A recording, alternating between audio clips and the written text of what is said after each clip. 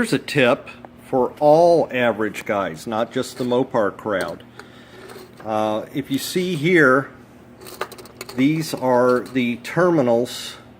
The terminal on your right is the tachometer terminal. The terminal on your left is 12 volts. If you can see down there, there's one fiber washer on the terminal. And if you look in here, there's the broken fiber washer and disintegrating O-ring. What do those do? Well, those insulate these terminals from the back of the tachometer. And here's a tip for you. I've seen this happen. I've heard about it on forums. Cars will have intermittent ignition or intermittent fuse blowing. And that's because these 50-year-old fiber washers start shorting to the case, shorting to ground. Poor old guy on one of the Mopar forums, his Roadrunner, about every other time he took it out, his ignition would die. Couldn't figure it out. It was intermittent. It finally died for good. It took him days and days of troubleshooting, and he says, I can't figure it out. If I unplug my tachometer completely, the car will start and run. I plug my tachometer in, and the car won't have any ignition. Well, that's what happened. These fiber washers disintegrated and shorted out the ignition to the case of the Tach. How are we going to fix it? Well, here's the best average guy's fix, and it'll cost you 15 cents at Ace Hardware.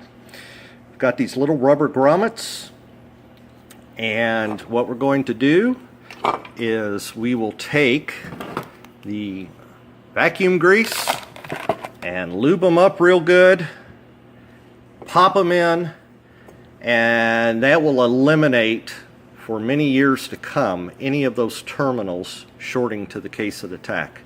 So keep that in mind whenever either you have an intermittent or you're rebuilding something that goes into the instrument cluster.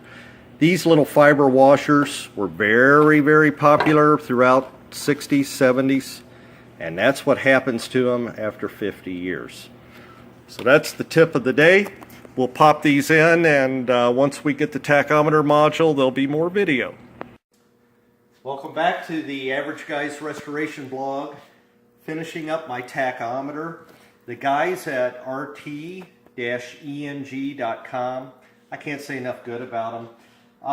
They sent me a bunch of Easter eggs, I guess you would call them, that go with your Tach.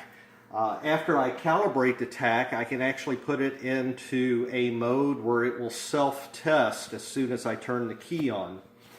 Now what I've got set up here, the module has been installed, and I'll take pictures of the circuit board for Tim to put up on the website.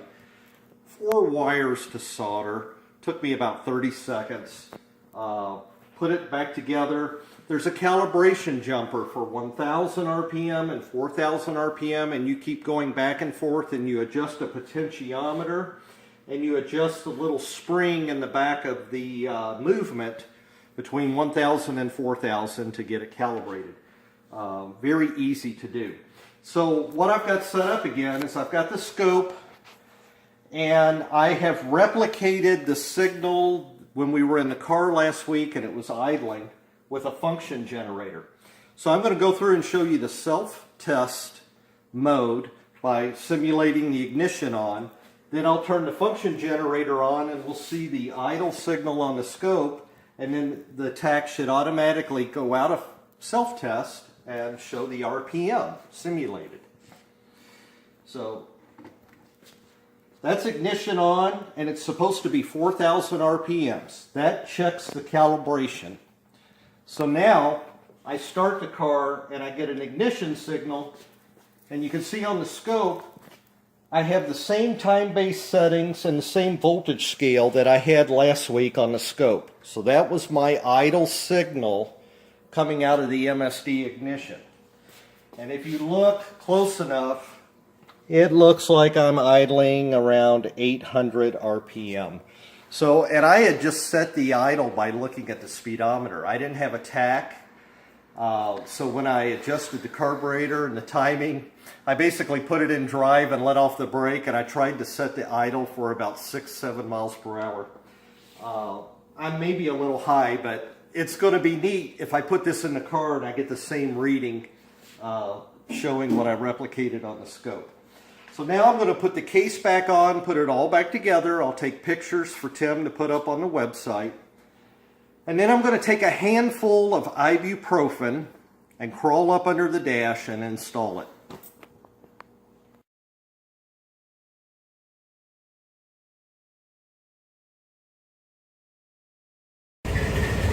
And there you have it. Tachometer, lights are on. We'll give it a little bit of a rev here. Motor's still cold.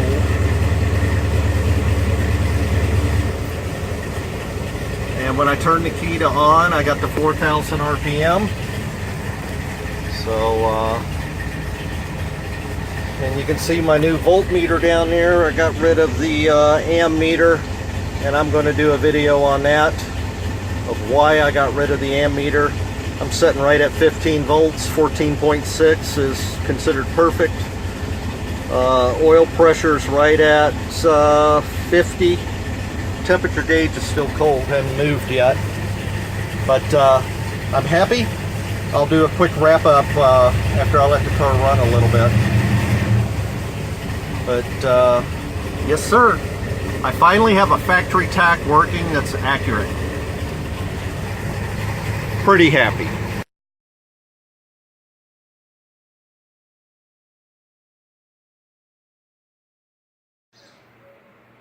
So I see a lot of YouTube videos about cars. I watch quite a few of them. And Dylan McCool and Corvette Ben, they're some of my favorites. But anyhow, it seems like a lot of people on YouTube, they all do this cold start demo. So I thought I'd take BeepBeep out for a couple of errands today. So here's our cold start demo. Everybody in the video, they grab the exhaust manifold and say, see, it's cold. It's like, okay. And then they go in and pump the gas pedal a couple of times and fire their car. So I guess that's impressive. First we'll try the tachometer, see if the self-test works. And the self-test works. It's going to 4,000. I'll give it 2 pumps and hit it. So there you go. There's the BeepBeep cold start video. You saw it here first on the Average Guy's Restoration blog.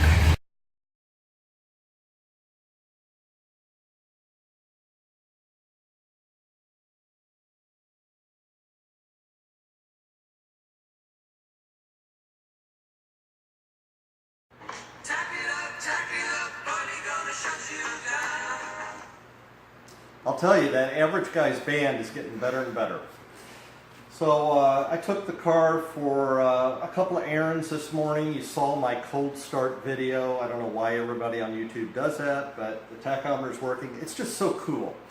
I think this car's power band is around 2,000 to 4,000 RPMs. And I noticed the automatic transmission on just normal driving kind of shifted right below 2,000 or right above in most of the shifts. So anyway, it's neat. It's whiz bang. A couple of things, the tachometer, I don't know if the camera can get in on that, but that's the photo I took before I took the tachometer apart, so I knew where everything went.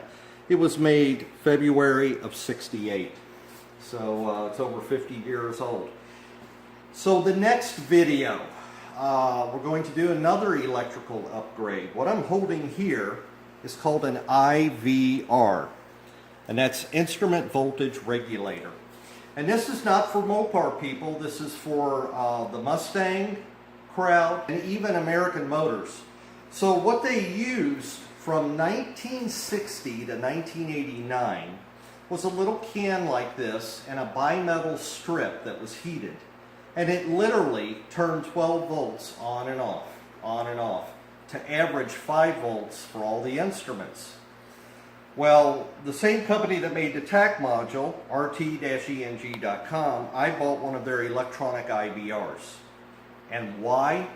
Well, I'll tell you in the next video why I bought one from them and why I'm making the upgrade. And it is not only a performance upgrade, but it's a safety upgrade.